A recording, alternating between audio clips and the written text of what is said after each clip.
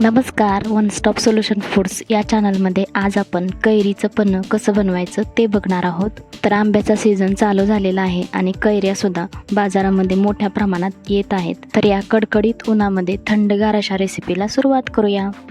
तर आपण कैरीचं पन्ह कसं बनवायचं ते बघतोय. तर त्यासाठी इथे मी एक कैरी घेतलेली आहे. आता या कैरीची वरची साल आपल्याला काढून टाकायची.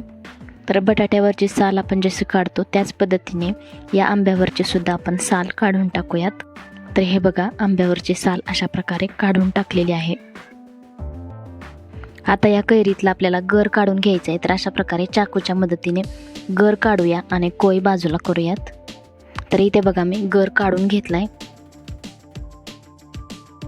आता हा जो गर आहे तो आपल्याला कुकरमध्ये शिजवून घ्यायचा आहे. तुम्ही पातेल्यामध्ये सुद्धा शिजवू शकता. हा गर लगेचच शिजतो, त्यामुळे कुकरला शिजवणार असाल तर एक शिट्टी करायची किंवा पातेल्यामध्ये 5 ते 10 मिनिटांमध्ये लगेच शिजला जातो. तर इथे मी कुकरमध्ये शिजण्यासाठी टाकलेलं आहे. आता थोडंसं पाणी ओतूया यामध्ये आणि एक शिट्टी करून घेऊयात. तर मी एक शिट्टी करून घेतली आणि कुकर थंड झाल्यावर एका वाटीमध्ये हा गर काढून घेतलेला आहे. इथे तुम्ही बघू शकताय.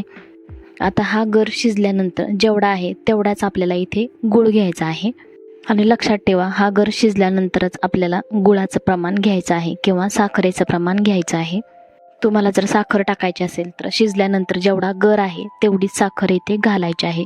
तर इथे आपला अर्धी वाटी गर झालेला आहे. तर इथे मी गूळसुद्धा अर्धी वाटीच घेतलेला आहे. आता हा शिजवलेला कैरीचा गर एका छोट्या मिक्सरच्या भांड्यामध्ये काढून घेतला. त्याचबरोबर यामध्ये गूळसुद्धा टाकलेला आहे आणि टेस्टसाठी आपल्याला इथे अर्धा चमचा वेलची पूड टाकायची आहे. आता हे मिक्सरला फिरवून घेऊया. आता मिक्सरला फिरवल्यानंतर झाकण काढून चेक करूया. वा, खूपच मस्त, किती सुंदर असा कलर आलेला आहे, तुम्ही बघू शकताय. याची कन्सिस्टन्सी सुद्धा एकदम परफेक्ट. आता हा तयार केलेला रस एका वाटीमध्ये काढून घेऊया आणि यामध्ये चवीनुसार मीठ टाकून व्यवस्थित मीठ यामध्ये विरघळून घेऊयात. तर इथे मीठ विरघळून झालेलं आहे. आता वळूयात महत्त्वाच्या स्टेपकडे, ते म्हणजे याचं आपल्याला आता पन्ह बनवायचे. तर याचं पन्ह बनवण्यासाठी आपल्याला जेवढं पन्ह बनवायचं आहे तेवढं ग्लास इथे पाणी घ्यायचे. तर मी ते 2 ग्लास पाणी एका बाउलमध्ये घेतलेलं आहे. तर थंड माठातलं पाणी मी इथे 2 ग्लास घेतलंय. आता आपण पन्ह बनवण्यासाठी जो रस केलेला आहे तो रस या पाण्यामध्ये टाकायचा आहे. तर आपल्या आवडीनुसार हा रस पाण्यामध्ये टाकायचा आहे.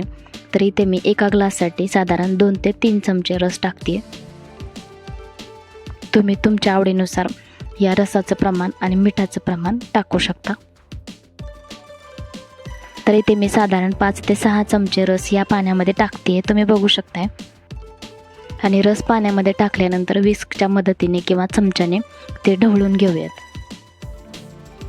हे बघा, अशा पद्धतीने ढवळून घेऊयात. आता कैरीचं पन्ह इथे तयार झालेलं आहे. आता ग्लासमध्ये सर्व करून घेऊया. हे बघा, अशा पद्धतीने ग्लासमध्ये सर्व करूया. आणि यामध्ये तुम्ही आवडीनुसार बर्फाचे तुकडे सुद्धा टाकू शकता. आणि इथे थंडगार असं कैरीचं पन्ह तयार झालेलं आहे.